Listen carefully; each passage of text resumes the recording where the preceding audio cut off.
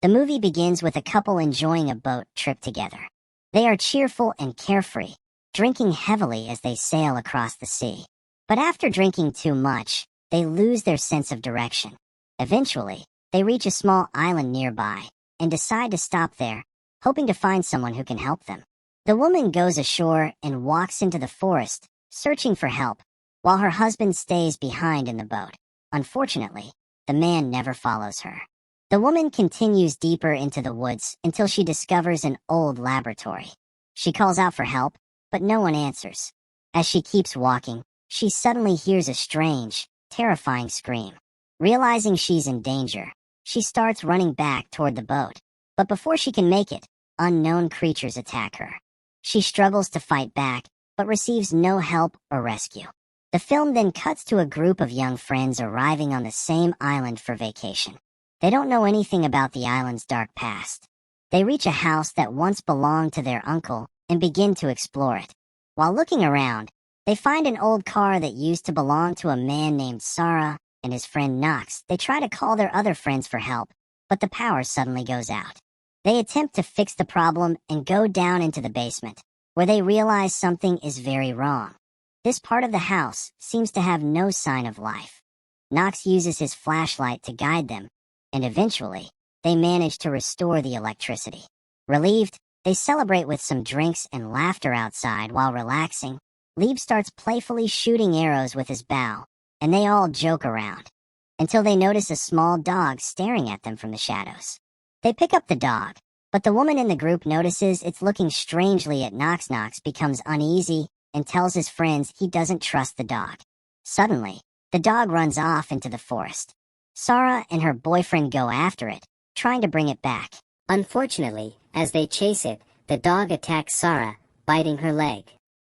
Her boyfriend fights it off, injuring the dog, which then disappears into the dark forest. The team decided to take Sarah to the hospital so that the infection in her leg wouldn't spread. However, she insisted that she felt fine and didn't need to go. Sarah told the group to rest since their leave would end around 5 o'clock in the morning. Early the next day, June noticed Sarah walking in a strange way. When he approached and kissed her, she suddenly began biting his lips.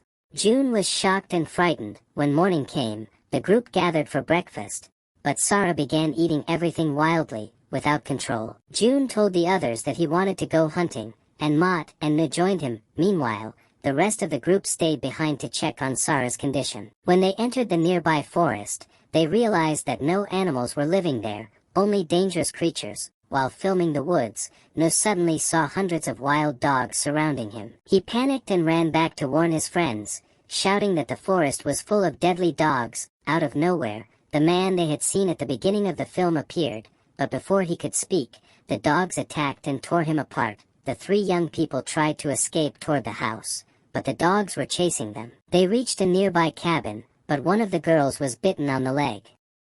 To save her, June threw her through the window, but she fell and was caught by the dogs. The group began arguing, wondering why these dogs were attacking humans. Soon, the horrifying truth was revealed. Before visiting this island, the filmmakers had hired a company that specialized in training guide dogs for the blind. One of those dogs had become infected with a disease called rabies, and it spread to the rest of them, turning them all into man-eating beasts. Later, as they were hiding in the house, the dogs broke the window. One of them attacked, but Ne fought back fiercely. As the scene ended, Sarah appeared again, her eyes empty, her face pale, staring at them through the shattered glass. The entire group decided to leave the island, realizing how dangerous it had become. When they stepped outside, they noticed dogs gathered near the plane, blocking their escape. So they decided to wait until it was safe to approach. June moved cautiously toward the aircraft, hoping to start it, but to his horror, the dogs were still sitting on top of the plane.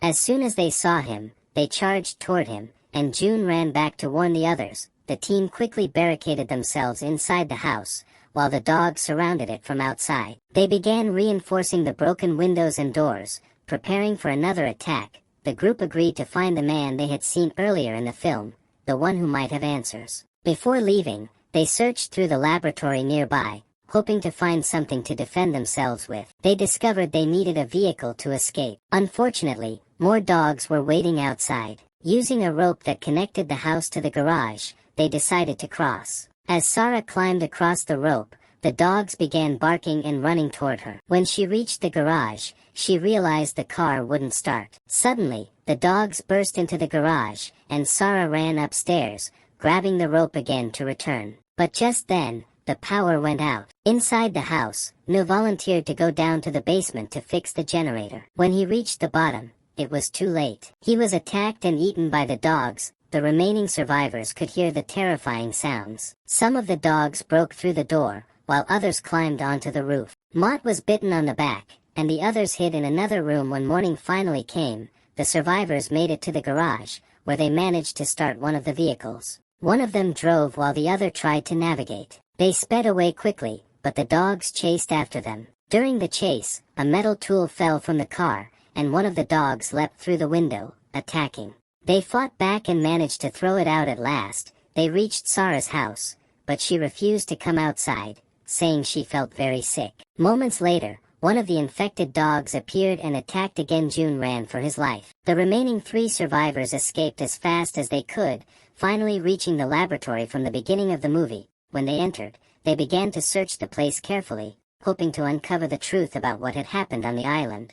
They soon discovered that the dogs had been used for secret experiments. June climbed up to the antenna tower to try and send a distress signal. Unfortunately, a fire broke out nearby, forcing him to climb down. As he tried to escape, the infected dogs attacked him, but luckily, his brother arrived just in time to save him. Meanwhile, more dogs broke into the building from the other side. Nikki quickly came up with a plan.